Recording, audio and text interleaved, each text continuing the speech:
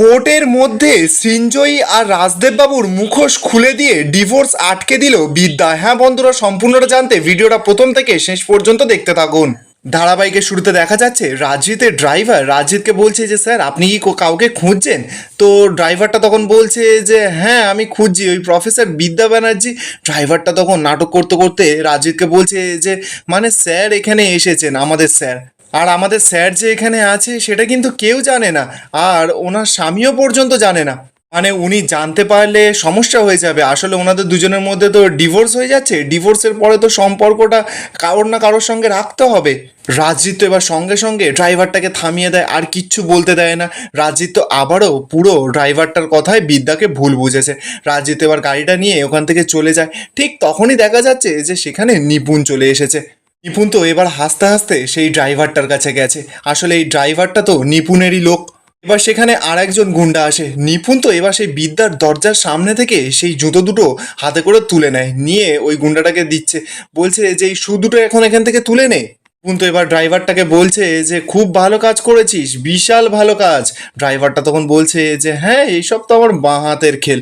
এবার তো ঠিক তখনই দেখা যাচ্ছে যে সৃঞ্জয়ী নিপুণকে ফোন করেছে। এটা থেকে পুরো পরিষ্কার যে এই প্ল্যানের মধ্যে সব থেকে মাথা হচ্ছে সৃঞ্জয়ী। সৃঞ্জয়ী তো এবার ফোন করে নিপুণকে বলছে যে কি খবর ওইদিকে। নিপুণ তখন বলছে যে গুলিগালাজও চলেনি, বোমাও পড়েনি, কোনো থানা পুলিশও হয়নি, আদালতও কিন্তু পর্যন্ত হয়নি, অথচ দুটো সম্পর্ক আজকের পর থেকে পুরোপুরির জন্য ছিন্ন হয়ে যাচ্ছে। আপনি না সত্যি কথা বলতে হেব্বি শিয়ানা মায়েরি। একটা দরজার সামনে দুজোড়া জুতো রেখে দিয়েছিলাম, একটা পারফিউম আর একজন ড্রাইভার, ব্যাস আর কিচ্ছু নয়। আপনারা মেয়েরা কিন্তু হেব্বি ছক জানেন মাইরি, হেব্বি ছক। সৃঞ্জয়ী তখন বলছে যে একেই তো বলে মেয়ের বুদ্ধি সর্ব জায়গায় শ্রেষ্ঠ। সৃঞ্জয়ী তো এবার ফোনটা রাখতেই রাজদেববাবু সৃঞ্জয়ীকে বলছে যে কি ব্যাপার, কোনো কি খবর এসেছে। সৃঞ্জয়ী তখন বলছে যে হ্যাঁ আপনার ছেলে আপনার কাছে ফিরে আসবে, হয়তো বরাবরের জন্যই ফিরে আসবে। এবার বেশ কিছুক্ষণ সময় কেটে যায়। রাজজিৎ তো পুরো ভেঙে দুমড়ে মুচড়ে শেষ হয়ে যাচ্ছে। রাজজিৎ এবার ঘরে ফিরে এসেছে। রাজজিৎ এসেই রাজদেববাবুর পাশে বসে কাঁদতে কাঁদতে বলছে যে আমি ফিরে এসেছি ড্যাডি। ঠিক তখনই দেখা যাচ্ছে যে বিদ্যা রাজজিতের ফোনে ফোন করেছে। সৃঞ্জয়ী তো চোখ দিয়ে ইশারা করে দেয় রাজদেববাবুকে যে কিচ্ছু হবে না। বিদ্যা তো এবার রাজজিৎকে বলছে যে রাজজিৎ তোমার সঙ্গে আমার কথা আছে। রাজজিৎ তো রেগে আছে বিদ্যার ওপর। বিদ্যাকে বলছে যে বিদ্যা আজকের পর থেকে তোমার সঙ্গে আমার কোনো কথা আর নেই। এবার যেসব কথা আছে সব কিছু কোর্টে গিয়ে হবে, আর তোমার ডিভোর্স পেপার আমার কাছে পৌঁছে গেছে। আর সঙ্গে যিনি আছেন, বিদ্যা তো এবার অবাক, বলছে যে কি সঙ্গে যিনি আছেন মানে। রাজজিৎ তো বিদ্যাকে সেই ভুল বুঝছে, বলছে যে খুব ধনী বোধ হয় না, তাই না, খুব সুপুরুষ।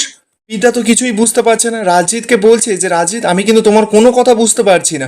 রাজজিৎ তো সরাসরি বলছে যে না কিছু না, তুমি আমাকে আর কোনোদিনও ফোন করবে না। আমাদের যা কথা ছিল সমস্ত কথা ফুরিয়ে গেছে, এবার যা কথা হবে উকিলের সঙ্গে হবে। এই বলি তো রাজজিৎ রাগমাগ দেখিয়ে ফোনটা কেটে দেয়।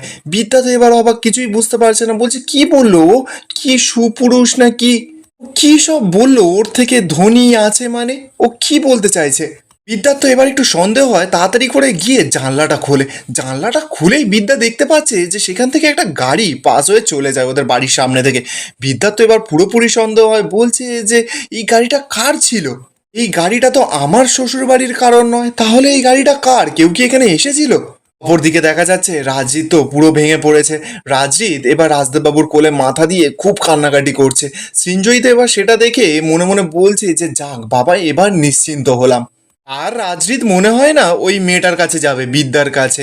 তবে একবার যেই মানুষ খুব বেশি কাউকে ভালোবেসে ফেলে, কিন্তু সে যদি একবার কোনোভাবে ঘৃণা করতে শুরু করে, সেই ঘৃণা কিন্তু সহজে যায় না। এরপর পরের দিন সকাল হয়ে যায়। কাশ্যপবাবু তো রেডি হয়ে তাড়াতাড়ি করে কোথাও যেন বেরোচ্ছিল।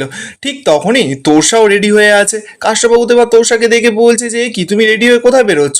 তোষা তখন বলছে যে আমি তোমাকে একা কোথাও যেতে দেবো না, তুমি নিজের হাতে আমার মেয়েটার সংসার পুরো শেষ করে দিচ্ছ। আমিও শেষটা দেখতে চাই যে স্বয়ং বাবা নিজে মেয়েকে কি করে ডিভোর্স করায়। আর আজ কাশ্যপবাবু তো এবার রেগে গেছে, বলছে যে একদম চুপ করো তো, কানের সামনে গ্যাং গ্যাং করো না। কি বলি কাশ্যপবাবু যখন চলে যেতে যাবে তোর সাথে এবার চিৎকার করে ওঠে, বলছে এই দাঁড়াও আমিও যাব তোমার সঙ্গে। কাশ্যপবাবু তখন বলছে তুমি যাবে মানে তুমি গিয়ে ওখানে কি করবে, তোমার যাওয়ার ওখানে কোনো দরকার নেই, আমি বিদ্যাকে ফোন করে বলে দিচ্ছি, বিদ্যা ওখানে চলে যাবে, আমরাও এখান থেকে চলে যাব। দিক থেকে রাজিতও চলে আসবে, রাজিত ওদের তারপর দুজনের মধ্যে দেখা হয়ে যাবে। এবার তারপর কি হবে, দুটো সাইন করবে, ব্যাস শেষ সম্পর্ক। তোষা তখন বলছে ব্যাস এই এতটুকুই, এত সহজ খুব নাকি সংসার ভাঙা, সম্পর্ক ভাঙা?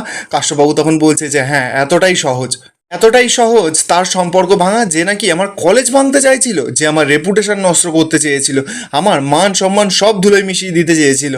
তাই আমি এবারের মতন আর কোনো রিস্ক নিতে চাই না। এবার ওর সঙ্গে যা যা হবে সমস্ত কিছু আমি দেখে নেব, ওকে প্রথমে একা করে দেব, তারপর ওর মা মৃন্ময়ীর সঙ্গে যা যা হয়েছিল সমস্ত কিছু ওর সঙ্গেও হবে।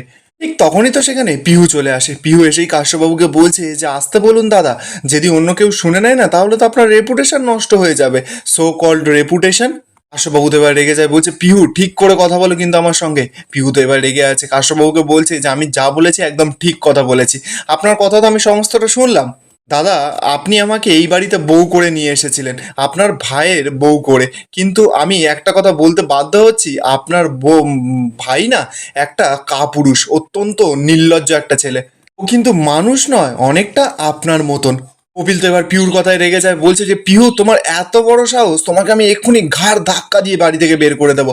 এই বলেই তো কপিল যখনই তেড়ে মেরে যেতে যাবে, তোর সাথে সঙ্গে সঙ্গে কপিলের সামনে দাঁড়, বলছে এই একদম না টাচ করারও সাহস দেখাবে না, একবার শুধু টাচ করে দেখো, ওই হাত আমিই ভেঙে দেবো। কপিল তো এবার অবাক, কাশ্যপবাবুকে গিয়ে বলছে দাদা দাদা তুমি দেখো বৌদি কী সব কথা বলছে।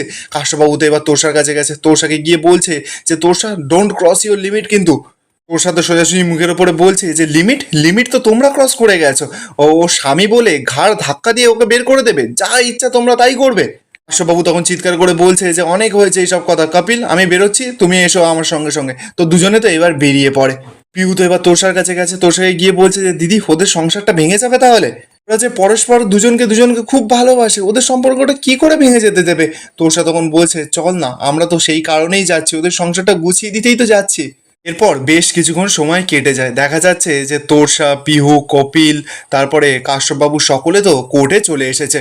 উল্টো দিকে দেখা যাচ্ছে যে বিদ্যা তো অনেক আগে থেকেই কোর্টে এসে হাজির হয়ে গেছে। বিদ্যা তো পুরো পাথরের মতন চুপ করে এক জায়গায় বসে আছে। তোরসা আর পিহু তো এবার বিদ্যার কাছে ছুটে এসেছে, বিদ্যাকে বলছে যে তুইও চলে এসেছিস কোর্টে, সম্পর্কটা পুরোপুরি শেষ করে দিলি। বিদ্যা তখন বলছে যে শুরু হলোটাই বা কোথায়, আর তুমি শেষ করে দিচ্ছ। ঠিক তখনই তো সেখানে দেখা যাচ্ছে যে রাজজিতের গাড়ি এসে থেমেছে, গাড়ি থেকে সৃঞ্জয়ী নেমেছে, রাজজিতের বোনরাও এসেছে। রাজজিতও এবার গাড়ি থেকে নামে, বিদ্যা তো দূর থেকে সেটা দেখছে। রাজজিৎ তো এবার গাড়ি থেকে নেমে আস্তে আস্তে করে বিদ্যার কাছে এসেছে। পিউ তখনই রাজজিৎকে বলছে যে রাজজিৎ তুমি একবার ভেবে দেখবে না। সৃঞ্জয়ী তো সঙ্গে সঙ্গে ফোড়ন কাটা শুরু করে দিয়েছে, বলছে আপনারা কি এখানে এইসব ভুলভাল বোঝাতেই এসেছেন? কিন্তু কোনো লাভ নেই, কোনো কিচ্ছু হবে না। তোষা তখন সৃঞ্জয়ীকে বলছে যে আপনার সঙ্গে যদি আপনার স্বামীর সম্পর্ক এরকম জায়গায় এসে দাঁড়াতো তখন আপনি কি করতেন? সৃঞ্জয়ী তখন বলছে যে আমার আর আমার স্বামীর মধ্যে না বন্ডিংটা বেশ ভালো, আপনাদের বাড়ির মেয়ের মতন না, অমনি চরিত্রের মেয়েও নয়। বিদ্যা তো এবার রেগে যায়, বলছে এক্সকিউজ মি, আমার চরিত্র নিয়ে না একটাও আজে বাজে কথা বলবেন না, আমার চরিত্র কোনো দাগ নেই। আর এখানেই আজকের এপিসোডটা শেষ হয়ে যায়। আপনাদের কি মনে হচ্ছে, কোর্টে কি রাজজিৎ কোনো মিরাকেল করবে, ডিভোর্স দেবে না বিদ্যাকে? সেটা আপনাদের মতামতটা কমেন্টে জানিয়ে যাবেন। আর ভিডিওটা ভালো লাগলে চ্যানেলটা সাবস্ক্রাইব করে যাবেন।